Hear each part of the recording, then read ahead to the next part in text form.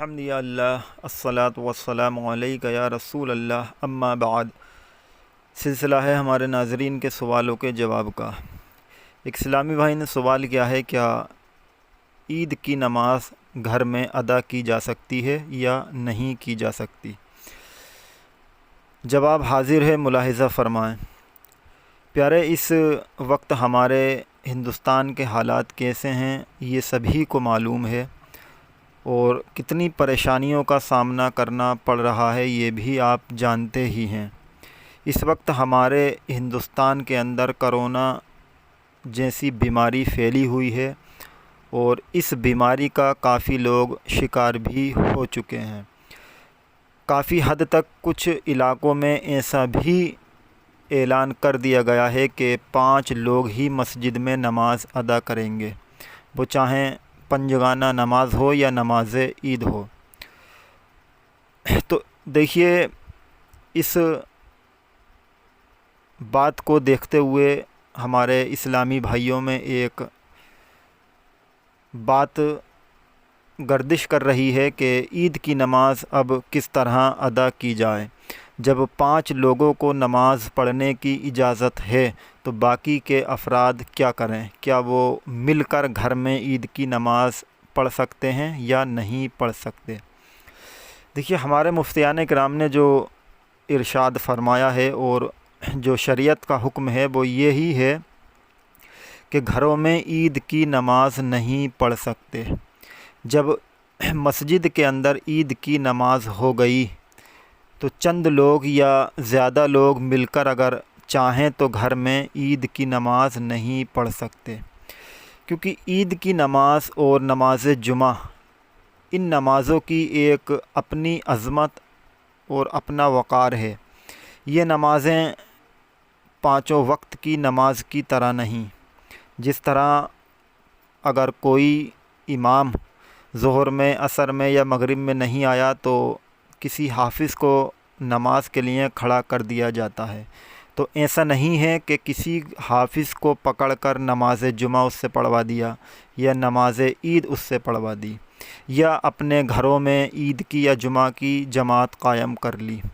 نہ ہی تو گھر میں جمعہ ادا ہوگا اور نہ ہی ہم عید کی نماز پڑھ سکتے۔ اب اس کے بارے میں جواب یہ ہے، جب نماز عید مسجد میں ادا ہو گئی تو اب گھر پر عید کی نماز نہیں پڑھی جا سکتی۔ اب باقی کے افراد جو بچے، ان کے لیے حکم یہ ہے کہ وہ اپنے گھروں پر نماز چاشت ادا کریں، اور نماز چاشت 4 رکعت نفل نماز ہے۔ اب اس کو چاہیں تو آپ 2 سلام سے بھی پڑھ سکتے ہیں، اور اگر چاہیں تو 1 سلام سے بھی پڑھ سکتے ہیں۔ لیکن اگر 2 سلام سے آپ پڑھیں گے تو جس طرح نفل نماز پڑھی جاتی ہے ٹھیک اسی طرح پڑھی جائے گی۔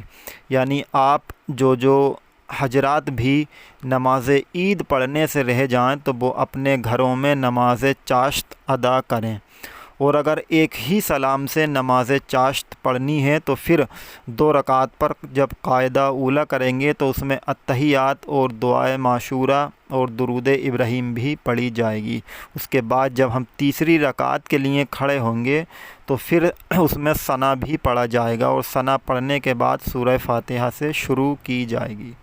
تو اگر 1 سلام سے پڑھیں تو آپ کو اسی طرح نماز پڑھنی ہے، اور 2 سلام سے پڑھیں گے تب آپ بہتر جانتے ہیں کہ 2 سلام سے یعنی 2 رکعت کر کے کس طرح پڑھی جاتی ہے۔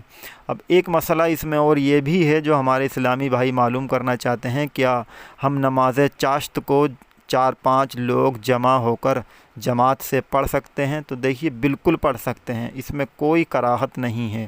اگر 4-5 لوگ جمع ہو کر نماز چاشت کی جماعت کر لیں تب کوئی کراہت نہیں ہے، نماز جماعت سے بھی ہو جائے گی۔ اب نماز چاشت ادا کرنے کے بعد کچھ تسبیحات پڑھی جائیں، جیسا حضرت علامہ سراج الفقہ مفتی نظام الدین دامت برکاتہ عالیہ نے فرمایا ہے کہ نماز چاشت پڑھنے کے بعد 101 بار اللہ اکبر اللہ اکبر یہ تسبیح جو ہے پڑھ لی جائے اور اس کے بعد دعا کی جائے کہ رب تعالی ہمارے ہندوستان میں امن عطا فرما اور اس کرونا وائرس جیسی بیماری سے ہمیں نجات عطا فرما۔ انشاءاللہ تعالی رب تعالی ہماری دعاؤں کو قبول کرنے والا ہے۔ اللہ تبارک و تعالی سے دعا ہے کہ ہم سبھی کو صحیح معنوں میں عمل کی توفیق عطا فرمائے اور ہر بری پریشانی سے ہمیں محفوظ فرمائے۔ واللہ تعالی عالم بالصواب۔